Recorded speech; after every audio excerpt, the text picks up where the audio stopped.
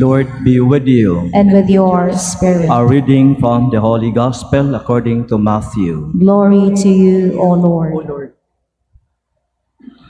A man came up to Jesus, knelt down before him, and said, Lord, have pity on my son, who is a lunatic and suffers severely. Often he falls into fire and often into water. I brought him to your disciples, but they could not cure him. Jesus said in reply, O faithless and perverse generations, how long will I be with you?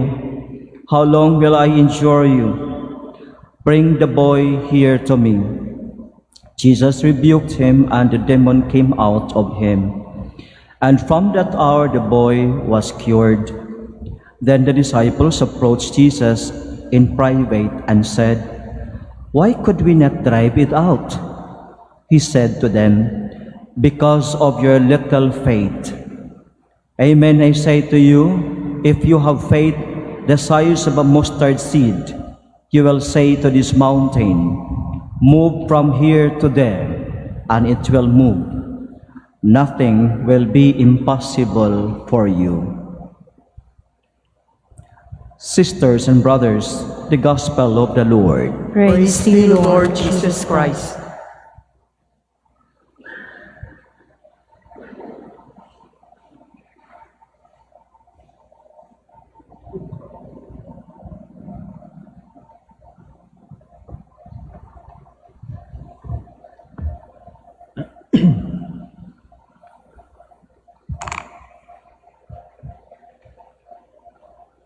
Good noon, everyone. Again, congratulations and happy Consecration Day to all of you, devotees of God, the Father of all mankind. I ask Father Benido or Father Alvin to preside over this Eucharistic celebration, because only the other day I got my second dose of the vaccine, and I'm still feeling the effect of second dose of Pfizer. Father Benido is already vaccinated by the blood of Christ, no? So siya naunta to magmisa o magwali. But he told me, tapos na kami ni Bong last year. So ikaw naman karon, o kay ako man ang pinakabag-o dinhi, wala gayud ako'y mahimo.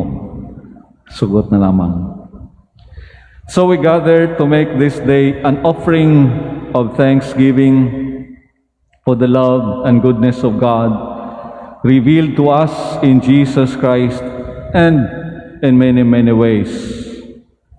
And because we have come to believe and experience all this to be true and real, even in the midst of trials, difficulties, even in the midst of this pandemic.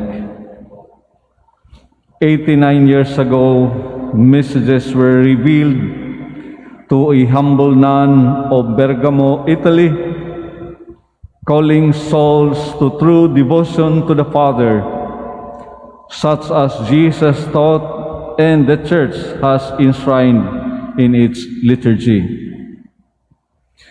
It had got some imprimatur from church authorities, but the final and irrevocable declaration until now, we still await.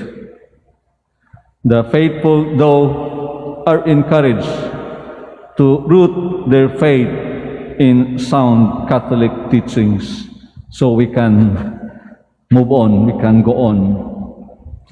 And in today's Gospel, I find Jesus' remarks particularly striking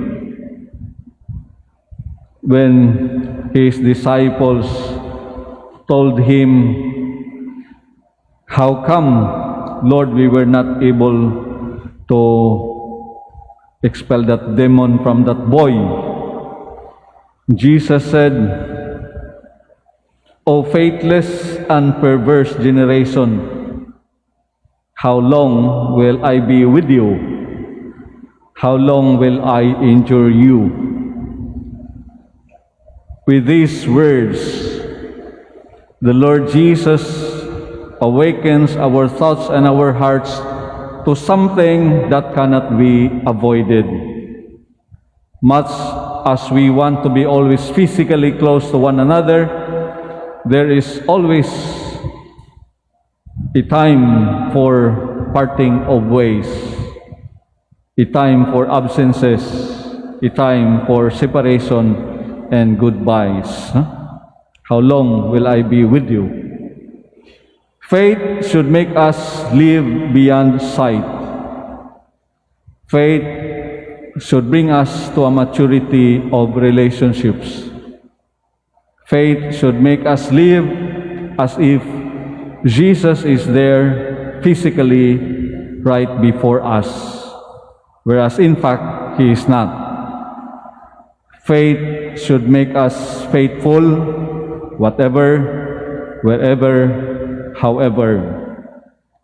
Amen. I say to you, if you have faith the size of a mustard seed, you will say to this mountain, move from here to there, and it will move.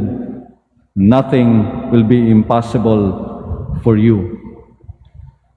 Faith makes the impossible possible.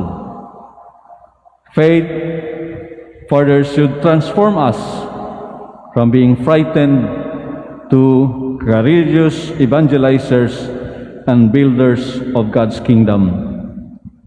True faith should enable us to have more rooms for the impossible, even without recognition from whoever. Would bring us to something possible that many perhaps think impossible.